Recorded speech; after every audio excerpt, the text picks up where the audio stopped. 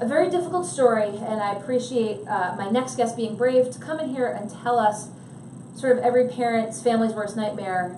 17-year-old girl is missing. This is Bianca Policastro. Her aunt, Bianca Policastro, is around the corner here to talk with us, bring some awareness out. So, Bianca, I'll bring you around the corner. Hi, Kate. Thank you very much. Thank you for coming in. Thank you. So we can talk right to people. You've been in social media, Yes. letting folks know. 17-year-old niece.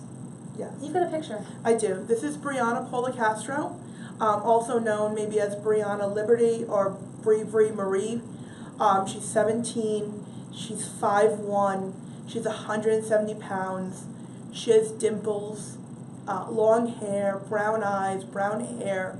She's a very sweet girl. She's a senior at the Rhode Island Nursing Institute Middle College. She is an honor student. She went missing August 1st in the evening while I was actually at the hospital having surgery. She's been missing for 9 days now. She's in the system with the Providence Police, and Detective Garcia with the Providence Police Department has been very active in her case. We've also brought in a private investigator. I've spoken with the FBI. She's registered in the National Crime Information Center with the Providence Police, the Rhode Island State Police, and with the National Center for Missing and Exploited Kids.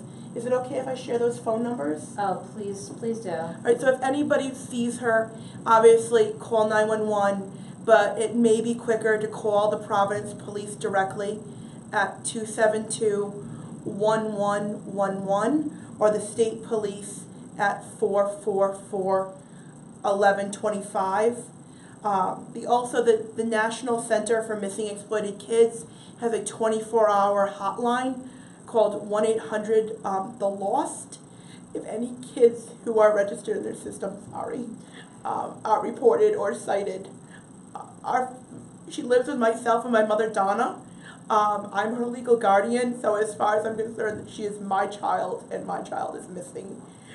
We believe that she is endangered.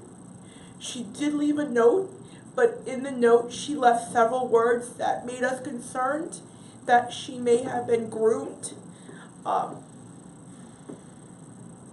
And so we believe that she is in danger, and if she left on her own, she left with no resources, so she could potentially become an imminent danger. Sorry. No, it's every family's worst nightmare. You said she left a note. Do you have any sense, as you said, you think it's an older individual or individuals that you were not known to? I would say, based on what she left behind, that she has to be with an adult, not another minor, not a teenager, because all the things that teens would need for resources, if they were out hiding out on a lark, running away with their friends, she would take some of that stuff with her. She left with literally a backpack of underwear and her learner's permit and a locket with my father's ashes in it. She didn't even take her toothbrush or her hairbrush. I mean, if she was running away and not running away to someone, and especially an adult who could provide those things, then I just don't know. And the note said, she kept mentioning that she was going to a safe place, that she was going to be safe and go out and do good. So you keep putting the picture out. Have you heard from anyone? You have anyone who might have any information? We've heard nothing concrete. There have been one or two very leads, but there's 6 degrees of separation, and the Providence and North Providence police have been excellent about following up with those leads. But her closest friends, my goddaughter is her best friend. She came over. She was baffled. She gave no indication that this was going to happen. Her last text message to me, because I was in the hospital on Tuesday, was that she hoped my surgery went well and she'd see me Wednesday and she loved me. My mom left my house to come to the hospital to drop off my purse post-op, and within 40 minutes she was gone. As a parent, I just get the sense that this is not a teen just leaving to leave. You have your I have my gut. gut. And, you know, I feel that there may have been a stranger in our house. We have 3 dogs, labs. Actually, we have a brown lab just like Bear. And when my mother came home, I don't know if yours is an anxiety queen. Ours is an anxiety queen. Pillows and blankets in our living room had been thrown everywhere, which he does when he gets very anxious, when there's someone he doesn't know coming into the house, or there's activity in the house that makes him nervous. And I know she wasn't vacuuming. So, I just feel that, and even, I know the missing persons, they consider, but sometimes they say she's just a runaway. A 17-year-old girl who runs away is at risk. If she's not being exploited now, it's such a real possibility in the immediate future. I've worked in social services for years. I don't think a lot of people realize that Rhode Island is a hub for sex trafficking of minors and young adults. We just need her. And if she's out there and she's listening and she is safe, she needs to let, if not us know, somebody know. She shut down all her social media accounts, but my Facebook, Bianca Policastro, is public. My mother's Facebook is semi-public, Donna Policastro. She could get a message to anyone out there and they could message us. But I would need some type of proof that it's coming from her and that she's safe. And you mentioned, again, the resources, and you said the numbers, and we'll provide them again on the Yes. link if you're watching this after the fact. Do you get the sense from law enforcement, again, this is a minor that we're talking about, are they on it? I mean, how much communication are you having with them? I think that they were a little stalled in the beginning. I think there was some confusion because I was in the hospital. I'm her legal guardian. My mother her grandmother is her adoptive mother. So I think that there was the weekend happened.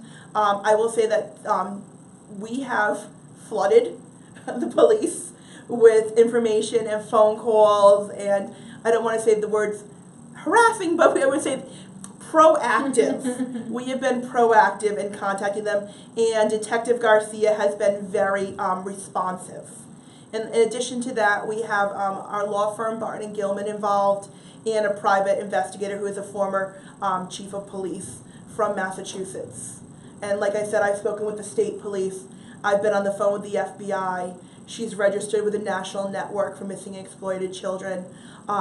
I used to work in social services for many years, and I've given her picture out to a lot of the Providence and Rhode Island-based street outreach workers for both nonviolence and for HIV and Hep C, who may be out in the streets, out where teens congregate, and so we're doing everything that we can. And I have to tell you that sometimes social media can be a bad thing, especially if she met someone through social media, but Facebook for us has been wonderful.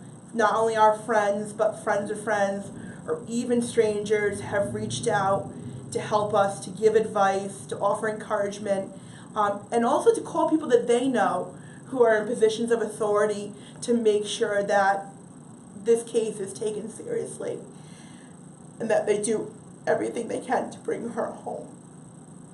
Again, this is Bianca Policastro.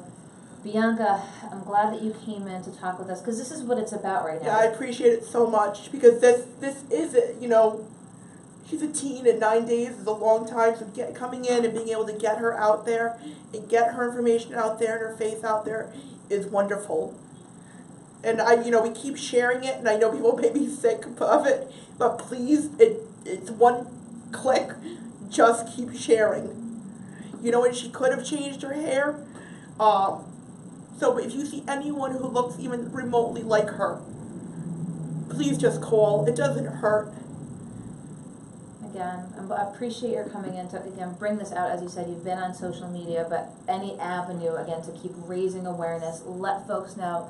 As we said, we'll have the phone numbers up after the fact. If you know anything, again, have seen this young woman, please contact the authorities. They're concerned family members, concerned about her welfare. So. And Bree, if you're not with anyone, if you did this on your own and you're afraid, please just call us. All we want to know is that you're safe. That's all we want to know. Well, again, I appreciate you, very Thank you. brave to come in. Thank you so much, Kate. Okay, we'll Thank you. push this out, we'll make sure everyone knows about this. Thank Bianca Policastro, talking about, again, her niece. She is the guardian for 17-year-old Bianca Policastro, last seen on August 1st. Again, left a note, but as Bianca said, afraid of the situation of which she might be in, has contacted the authorities. We'll have more phone numbers up after the fact. Again, looking for some information. Appreciate her coming in to, again, bring her story out. And if anyone knows anything, we encourage you to contact the authorities.